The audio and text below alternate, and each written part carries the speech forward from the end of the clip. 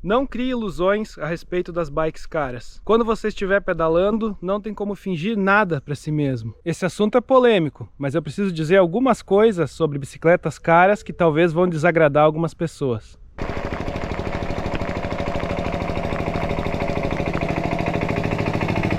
Opa! Eu já vi aqui no YouTube que falar sobre preço de equipamento, sobre bicicleta cara, é algo que dá muita discussão. Talvez se eu falasse sobre um debate estilo Lula versus Bolsonaro, daria menos polêmica do que falar sobre bicicleta cara. Mas o meu propósito aqui não é dizer o que você pode ou não, o que você deve ou não ter ou investir. O meu objetivo é trazer alguns pontos para reflexão, para você não se decepcionar com um investimento grande em bicicleta, para você comprar algo sabendo o que esperar e não criar falsas expectativas. Então é uma reflexão para a gente fazer em conjunto. Eu vou trazer 5 pontos para a gente debater um pouco. E o quinto ponto é certamente o principal, na minha opinião. E o primeiro ponto para a gente começar essa conversa é, afinal, o que é uma bicicleta cara? O caro e o barato a gente sabe que é algo relativo para cada um, para cada realidade, para cada contexto. Se for falar em caro, até mesmo uma bicicleta que hoje é considerada de entrada de 2, 3 mil reais é cara. Se a gente pensar no salário que a maioria de nós brasileiros recebe, já é um valor muito alto para investir. E eu também não sou ignorante, eu sei o valor das peças de bicicleta, eu sei o que custam as tecnologias, tanto das bicicletas mais baratas quanto das de valor maior. Então nesse vídeo, quando eu me refiro em bicicleta cara, eu estou me referindo a bicicleta de performance, só para esclarecer. Bicicleta, por exemplo, de carbono, com uma suspensão voltada a provas, a competições, com um grupo de transmissão que, além de funcionalidade, preze pelo peso. Então eu acho que quando a gente começa a entrar nesse quesito de tirar muito peso e ganhar performance, aí eu acho que a gente entra no que a gente pode chamar de bicicleta cara, bicicleta de performance, que também é relativo, mas para o vídeo eu preciso me ater a algum parâmetro. Porque tem aquela escala, né, de valores e de melhorias. Uma bicicleta muito barata, falando hoje em dia uma Aro 29, por menos de R$1.000, se tu for comprar nova, é muito difícil conseguir uma coisa boa. As peças realmente não vão ter resistência, o câmbio vai desregular com bastante facilidade, mas aí subindo um pouco nesse valor, como eu disse, chegando nos 2.000, 3.000, a gente já consegue produtos muito bons hoje em dia. E aí, claro, como a gente for subindo nessa escala, as melhorias também vão acontecendo, porém, chega um ponto que o ganho de funcionalidade ele começa a ser cada vez mais marginal, né, cada vez mais estreito, e se começa mais a pensar em performance, em tirar peso principalmente, ou ter trocas de marcha cada vez mais rápidas, como no caso dos câmbios eletrônicos. E o segundo ponto então é, para quem são essas bicicletas caras de performance? Do ponto de vista mercadológico, como elas estão à venda aí nas lojas, nos sites, elas são para qualquer um, são para todo mundo que estiver disposto a pagar o valor. Mas do ponto de vista da usabilidade delas, elas são mais voltadas à competição, a quem é atleta. Como eu disse no início, eu não estou dizendo que você, se não for atleta, se for um ciclista recreativo como eu, não pode ter uma bicicleta cara. Você pode. O meu ponto aqui é que talvez tu não aproveite todas as funcionalidades dela da melhor forma. Eu mesmo, desde que eu comecei no pedal de forma ativa, já troquei de bicicleta. Eu comecei com uma Hacker HDS da OGI e hoje eu tenho uma 7.2. Também eu não teria nada contra um dia, de repente, pegar uma bicicleta de um valor um pouco maior. Mas o grande ponto é ter a consciência do retorno que tu espera para esse investimento. E aí, tá gostando dessa conversa? Te convido a se inscrever aqui no canal se ainda não for inscrito. E o terceiro ponto é que talvez essa bicicleta cara não te traga a alegria que você estava esperando. Muitas vezes ela pode até te trazer tristeza e angústia. E por que eu digo isso? Porque, claro, para uma pessoa que tem 50 milhões de reais na conta, comprar uma bicicleta de 40 mil reais não vai fazer diferença nenhuma no bolso dela. Mas para a média do trabalhador brasileiro, talvez para ter uma bicicleta desse nível, o cara vai se endividar, fazer um parcelamento no cartão e vai ficar ali por 12, 18 meses preso àquela dívida, todo mês pagando. E o que vai acontecer? E uma bicicleta de performance, uma bicicleta de carbono com uma suspensão top, ela requer uma manutenção muito mais cuidadosa, uma manutenção muito mais regrada e constante do que uma bicicleta mais simples. Não que a bicicleta mais simples não precise desse cuidado, só que o peso no orçamento de tu ter que trocar uma peça numa bicicleta de entrada, intermediária, é infinitamente menor do que tu ter que trocar de uma bicicleta cara. Então, no momento de investir numa bicicleta, tem que pensar no valor de cada peça que está ali, de quanto custaria para ter que repor esses componentes. E aí a pessoa que já está com uma dívida, já está parcelando aquele equipamento caro, será que ele vai se sentir tranquilo para sair para um pedal na lama, na chuva? Ou ele vai ficar pensando, bah, eu vou estragar minha bicicleta e vou ter mais um gasto? Vai gerar uma apreensão quando ele souber quanto custa trocar um cassete da linha XTR, por exemplo. Então, novamente, não é que eu estou tentando desestimular as pessoas a investirem em bicicleta e investirem na atividade que faz elas felizes. O que eu estou trazendo é um alerta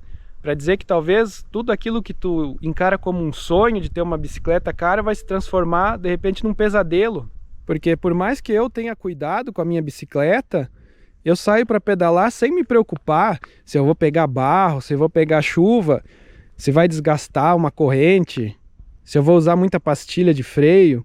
Porque eu sei o valor de cada peça que tem aqui e eu sei que cabe no meu orçamento se eu precisar substituir. Não quer dizer que eu vou rasgar dinheiro e começar a não ter nenhum cuidado, não limpar a relação. Mas eu também não vou sair com a cabeça preocupada. Eu vou sair para pedalar, para curtir, para aproveitar ao máximo. Então a mensagem desse terceiro ponto é essa. Imagine, por exemplo, uma bicicleta de carbono. É claro que o carbono, a fibra de carbono é um material muito resistente para as pancadas que tu tem no pedal, para saltos, para passar em buraco, para rock garden, mas ele é um material que exige muito mais cuidado nas manutenções. Num quadro de carbono ou num componente de carbono, tu não pode sair apertando parafuso sem ter um torquímetro. É claro que no alumínio também tem que ter esses cuidados, o ideal seria apertar sempre os parafusos com torquímetro, mas a gente sabe que o alumínio aceita, entre aspas, maus tratos maiores. Me conta aí nos comentários o que você está achando dessa discussão, qual é a sua opinião sobre o assunto. E o quarto ponto é que tu ter uma bicicleta de performance, uma bicicleta cara, não é garantia de um maior desempenho. Uma bicicleta dessas, voltada para a competição, ela vai ter o máximo retorno em desempenho nas mãos de atletas de competição. Se tu olhar, por exemplo, a Copa do Mundo de XC, XCO, os atletas ali, eles estão num nível muito equilibrado, muito parelho. Então qualquer diferença na regulagem de uma suspensão, na calibragem de um pneu, vai ser decisivo para ganhar um milésimo de segundo e eles saírem na frente. Mas quando a gente fala de ciclistas entusiastas, ciclistas recreativos que não participam de prova, essa diferença, conforme tu for subindo na escala de valores, ela vai ser cada vez mais marginal. Então a minha reflexão é sobre não esperar que o investimento alto em bicicleta vai te trazer a performance de um competidor. Isso vai do teu treino, da tua capacidade, do teu preparo físico, do teu condicionamento. E aí, antes que alguém venha reclamar, eu não sou ignorante, eu sei que dependendo da modalidade a gente precisa de equipamentos específicos. Quem for fazer um downhill precisa de uma bicicleta projetada para aquilo. E novamente, não tem problema comprar uma bicicleta de performance para fazer passeio. Tudo bem, se você tem essa condição, ótimo, só não espere que ela vai te entregar a performance de um campeão. Investir mais em uma bicicleta vai te entregar outras coisas de repente. Por exemplo, a questão talvez de mais segurança, se tu tiver um freio melhor, a questão de conforto, dependendo da troca de bicicleta que tu fizer, tu vai perceber. Mais tempo, velocidade média, performance, é mais difícil de que a troca te traga isso. Agora eu vou trazer o quinto ponto dessa nossa reflexão, que é sobre não ter adoração a respeito de objetos, de coisas, mas sim pelas experiências, pelas vivências que a gente tem pedalando. Não caia nesse papo de vendedor, de realização de sonho, de ter uma bicicleta de performance como um objetivo de vida. O mercado, as lojas, os youtubers aqui que falam de produtos, frequentemente eles tentam te vender essa ideia de que você tendo determinada bicicleta, você vai conseguir comprar uma experiência, comprar uma vivência ou comprar uma memória. Isso não é verdade. Por mais que a gente crie um apego, que a gente goste da nossa bicicleta, no fim das contas a gente não pode esquecer que ela é um objeto, que ela é uma coisa, ela é um meio para um fim. Ela é uma ferramenta que a gente utiliza para desenvolver o ciclismo. Mas o componente principal dessa equação somos nós, somos os ciclistas. É a pessoa que está em cima da bicicleta, que tem a proatividade.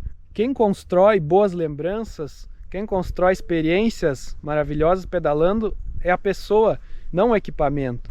Você pode ter experiências incríveis, tanto com uma bicicleta simples quanto com uma bicicleta cara. Então é essa a mensagem, não é proibido, não tem nenhum problema você comprar uma bicicleta cara. Mas compre sabendo que você está adquirindo um equipamento, uma ferramenta e não uma experiência, não uma memória. Quem vai construir essas memórias é você.